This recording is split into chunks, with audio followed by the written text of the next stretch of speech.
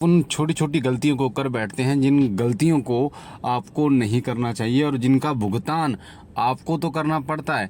अगर आप उनका कोई समाधान नहीं कराते तो आपकी आने वाली पीढ़ी, आपके बच्चों को भी उसका भुगतान करना पड़ता है। क्या है वो चीज़ें, तो वीडियो को एंड तक देखना ताकि एक एक चीज़ आपको बारीकी से समझ में आए।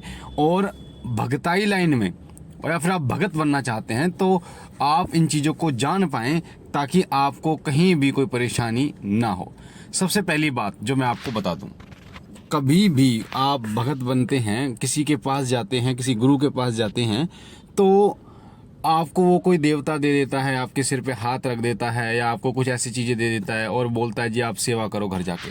तो अगर कोई ऐसा देता है तो इससे सावधान आप हो जाइए, क्योंकि बिना कुछ जाने उसके घर के बारे में, जिनके घर में वो व्यक्ति भगत बनना चाह रहा है, बिना उसके घर के बारे में जाने कोई भी गुरु अगर आपको भगत बनाने की सलाह देता है तो ये गलत है। क्योंकि जब तक उसको आपके घर के बारे में नहीं पता होगा, वो आपके घर के बारे में पूछा नहीं देखेगा कि आपके घर में कोई नकारात्मक शक्ति तो नहीं है, आपके पितृ शुद्ध हैं या नहीं हैं, आपके पितृ प्रेत बनकर तो आपको परेशान नहीं कर रहे, या फिर कोई आपके घर में कुलदेव या कुलदेवता तो आपसे वो तो नहीं है, दिक्कत तो नहीं है, उनकी परेशानी तो नहीं है।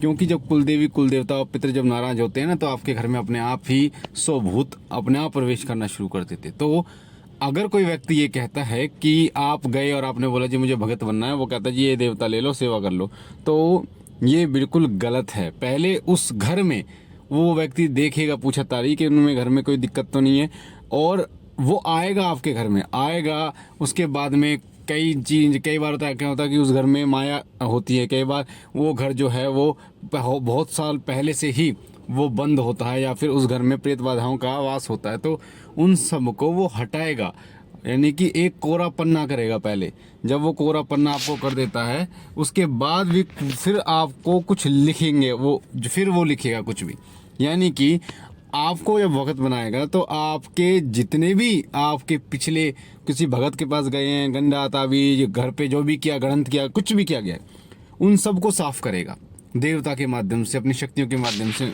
वो साफ करेगा। और साफ करने के बाद एक जैसे कोरा पेपर होता है उस तरीके से कोरा कर देगा, यानी फिर आपके घर में ना तो कोई देवता होगा ना कोई भूत प्रेत होगा, क्योंकि देवता जो आपके घर के होते हैं उनको भी वो बाहर कर देगा। क्योंकि जब तक वो देवताओं को और प्रेतों को अलग नहीं करेगा तब तक देवता और प्रेत अलग अलग नहीं होंगे। उसके बाद ही वो अपना देवता आपको देगा या अपनी शक्ति या सेवा आपको देगा। उसके बाद फिर आप जब सेवा शुरू करते हैं, क्योंकि जब आप सेवा शुरू करेंगे किसी भी, चाहे कोई साधना शुरू करेंगे, तो ना तो फिर कोई भूत प्रेत आपकी सेवा में विघ्न डालेगा, और अगर आपके पितृ कुलदेवी कुलदेवता आपसे रुष्ट है ना, वो आपकी सेवा में विघ्न डालेंगे। तो वैसे तो तरीका यही होता है कि जो भगत होता है वो पहले आपसे आपके पितरों को प्रसन्न करवाता है, फिर कुलदेव को प्रसन्न कराता है, ताकि उनका पहरा आपके घर में लग जाए और किसी प्रकार से कोई भी नकारात्मक शक्ति आपके घर में प्रवेश ना करे। पर कई बार ऐसा भी होता है कि पितृ जो हैं वो प्रेत रूप धारण करके और आपको बर्बाद करने पर तुले हुए हैं। तो ऐसे में पितृ कुलदेवी और कुलदेवता को एक साइड में रख दिया जाता है, अपना देवता वहाँ बैठाकर उसके बाद उसकी सेवा करवा दी जाती है। फिर वो अपने पितरों को और कुलदेवी कुलदेवता को अपने घर में प्रवेश करा देता है, यानी कि फिर अपने घर में स्थान दे देता है, फिर उनकी पूजा वो शुरू कर देता है।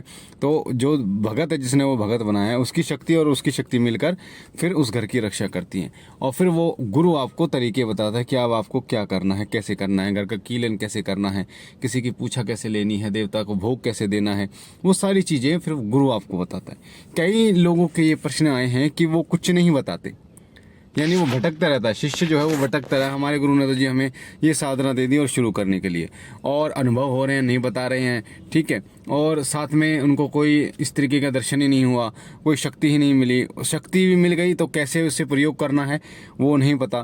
क्योंकि जब आप साधना करते हैं तो दो तरीके से शक्ति आपके पास आती है, एक होती है प्रत्यक्ष, एक अप्रत्यक्ष। प्रत्यक्ष जो शक्ति आती है वो आपको स्वप्न में भी दिखाई देती है और ध्यान के माध्यम से, और कई बार आपके सामने आकर भी वो खड़ी हो जाती है। तो फिर वो प्रत्यक्ष होती है तो आप उससे डायरेक्ट बात कर सकते हैं, कोई भी समस्या का समाधान पूछ सकते हैं। पर जब अप्रत्यक्ष की बात होती है तो अप्रत्यक्ष शक्ति में आपको कुछ पता नहीं होता, वो शक्ति आपको मात्र संकेत देती है। अगर आपके गुरु ने आपको ये नहीं बताया कि शक्ति संकेत कैसे देती है, कैसे कैसे आपको संकेत क्या कैसे बताती है, आपको क्या क्या दिखाती है, क्या क्या आपको सुनाई देता है, तो फिर वो व्यक्ति गलत है। क्योंकि गुरु जिस रास्ते पर चल चुका है, शिष्य को वो सब चीज़ें बताएगा कि इस रास्ते पर कहाँ ईंट रोड़ा आएगा, कहाँ पे फूल आएंगे, कहाँ पे क्या चीज़ आपको मिलेगी, वो सब चीज़ें वो गुरु बताता है। तो आपको सावधान हो जाना है। अगर कोई भी व्यक्ति किसी को आप गुरु बनाने जा रहे हैं, आप भगत बनने की चाह में हैं, तो कैसे आप भगत बन रहे हैं, वो आपको कैसे बता रहा है, क्या कर रहा है, कि किस तरीके से आपको वो गाइड कर रहा है, ये आपको देखना होगा, ये आपको जांचना होगा, ये आपको परखना होगा, ताकि आगे आपको परेशानी ना आए। तो ये जानकारी थी। भगत बनने से पहले इन चीज़ों का विशेष रूप से ध्यान रखिए।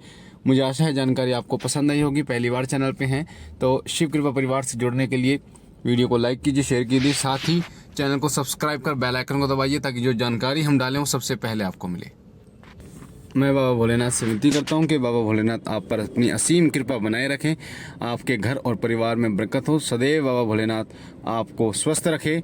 हम मिलते हैं एक नई जानकारी के साथ, तब तक के लिए ओम नमः शिवाय, ओम नमः शिवाय, ओम नमः शिवाय।